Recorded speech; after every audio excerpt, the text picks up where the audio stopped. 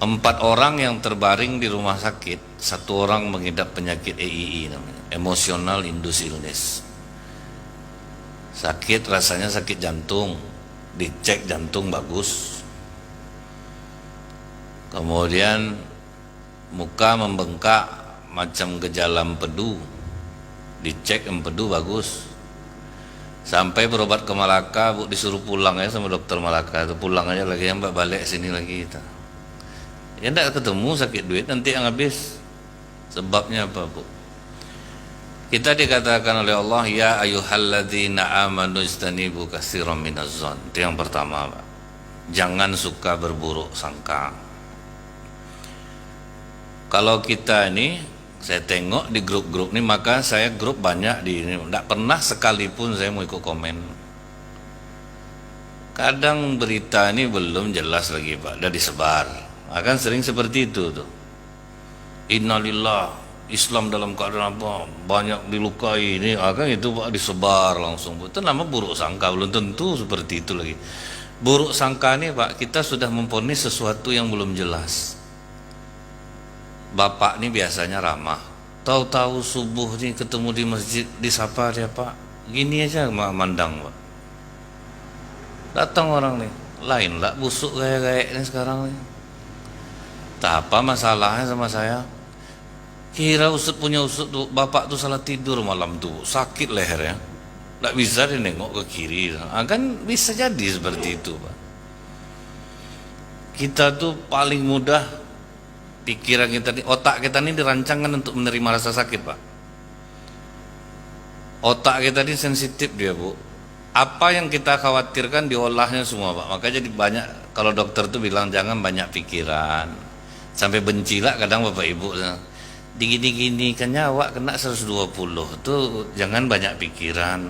Kata Ibu begini-gini stetoskop tuh ndak ilmu tuh, Pak, berapa detakannya, berapa apanya, Pak, bukan gini-gini aja tuh, Pak, orangnya bilang gini-gini tuh.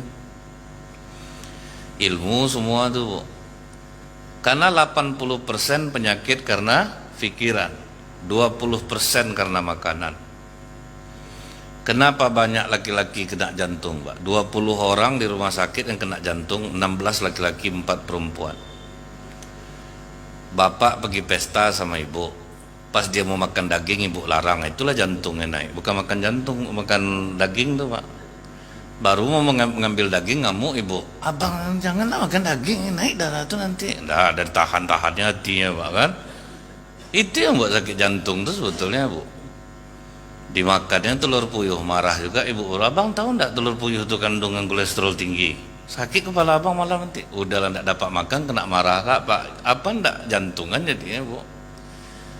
Jadi betul kata dokter Emoto itu tuh, Pak. Karena pikiran. Buruk sangka itu dari pikiran. Udah berani kita langsung sama di kantor dulu ya, Bu. Ada di sebuah perkantoran. Bapak ini staf biasa. Tapi dandanannya, Pak, membuat orang buruk sangka. Sepatu John Lobb tuh 12.800.000 harganya. Kemudian makannya istirahat kantor di restoran depan kantornya. Sampai bawa kalkulator, Bu, orang kantor yang coba lah gajinya kan sekian kan.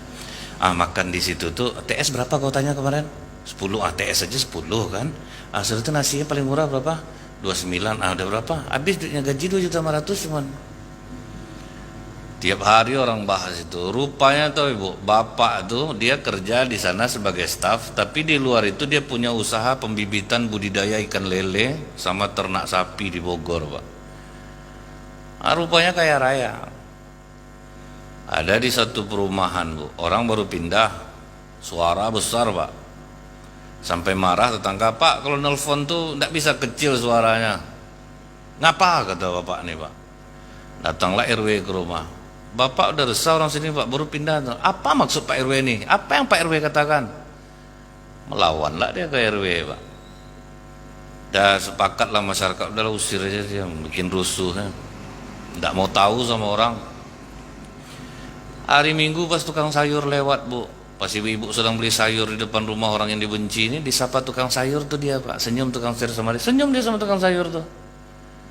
Datang masyarakat ibu-ibu di situ, mak-mak rempong yang sedang belanja sayur nih kan. Kenal bapak sama dia, Pak. Iya, tetangga saya dulu tuh. Ih, kami benci sini sama dia tuh. Jahat orangnya tuh. RW aja dilawannya. Keras-keras ngomongnya tuh. Datang tukang sayur nih. Maaf ya Bu ya, bapak tuh peka tuh Bu. Baru orang sadar, bukan melawan dia ke RW itu Pak. Dia bertanya apa kata Pak RW. Nah, itu maksudnya tuh Pak. Dia ngomong keras-keras di telepon tuh enggak dengar, maka dia meki-meki gitu. Kan kita ini Bu mudah untuk miring ke kiri otak nih Pak, daripada dia ke kanan. Makanya di dalam Al-Quran tuh Bu, jangan suka berburuk sangka. Kemudian apalagi la tajassasu, jangan suka mencari-cari kesalahan orang. Kita itu yang kita lakukan sekarang. Buruk sangka, mencari-cari kesalahan orang. Wala yaktab ba'dukum ba'doh, jangan kalian saling menggunjing satu sama lain. Nah, ini dibuat semua nih orang Islam nih. Memang gaya orang bergunjing di masjid ini mantap lah Pak. Aku bukan memburuk-burukkan orang Bang ya, ini masjidnya, aku nak mungkin bohong, akhir kena buruk juga orang. Kita tuh aneh Pak, bertopeng-topengnya macam itu tuh Pak. Udah jelas dari ini kata orang, jangan suka buruk sangka. Kemudian jangan suka mencari-cari kesalahan orang. Nah, kita itu betul yang kita lakukan hampir setiap hari. Jangan menggunjing satu sama lain. Sampai kata Rasulullah, bu al-ghibatu asyidda minaz zina. Bergunjing itu dosanya lebih besar daripada zina. Untuk menakuti kita Pak, janganlah gitu lagi. Orang rendah, ciri orang rendah, dia selalu menceritakan kekurangan orang lain, menceritakan keburukan lain. Ini orang rendah nih, derajat paling rendah di manusia itu orang seperti inilah Pak. Suka menjelekkan orang, suka meredahkan orang. Nah, itu ciri orang yang rendah. Tidak ada orang nih yang baik. Bapak tuh baik, manalah baik itu, menyumbang kalau tidak ria apa, pokoknya dipatahnya terus ya Pak. Dia pokok miring terus. Itu ciri orang rendahan tuh. Tidak pernah melihat kebaikan di diri orang lain.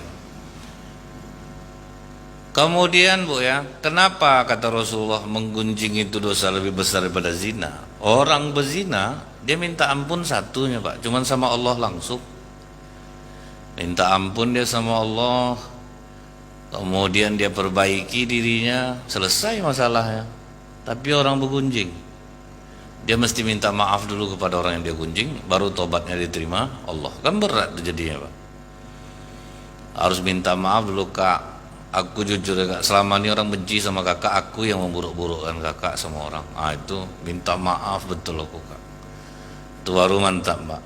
Atau pilih cara yang kedua, mohonkan ampun kepada Allah untuk orang yang pernah kita gunjing.